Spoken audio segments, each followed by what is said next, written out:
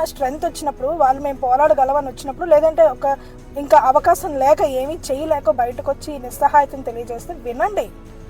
విని అప్పుడు చూడాలి. ఇప్పుడు పరిస్థితి ఎలా ఉందంటే నేటి రాజకీయాల్లో దౌర్భాగ్యం ఏంటంటే, నేను వింటా ఉన్నాను, ఇలా చర్యలు తీసుకుంటూ వెళ్ళిపోతూ ఉంటాయి రాజకీయాల్లో. ఆడవాళ్ళ పట్ల అసభ్యంగా ప్రవర్తించే వాళ్ళు చర్యలు తీసుకొని వెళ్ళిపోతే ఇంకా రాజకీయాల్లో ఎవరు ఉండరు అంటున్నారు. అంటే ఏంటి, అంత దరిద్రులను మీరు పెట్టుకుంటున్నారా పార్టీల్లో?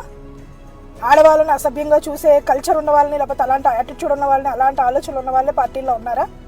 మరి అలాంటప్పుడు మీరేం సమాజంలో మార్పు తీసుకొస్తారు? మీరు మహిళా ఉన్నతి కోసం ఏం చేయగలుగుతారు? ఏం చేయలేరు కదా. ఈ రోజుల్లో న్యాయం అనేది ఎలా ఉందంటే, కేవలం నిందితుడు ఎవరైతే ఉన్నాడో వాడు మన కులవాడు అవ్వకూడదు, మన స్నేహితుడు అవ్వకూడదు, వాడి వల్ల మనకి ఎలాంటి ఉపయోగం ఉండకూడదు, మన రాజకీయ పార్టీ అవ్వకూడదు, వాడి ప్రత్యర్థి రాజకీయ పార్టీ వాడు అవ్వాలి, లేదంటే మనకి వాడి వల్ల ఉపయోగం ఉండకూడదు. అలాంటి పరిస్థితుల్లోనే న్యాయం జరగాలని అరుస్తాం. ఇందులో ఏది జరిగినా సరే మనకు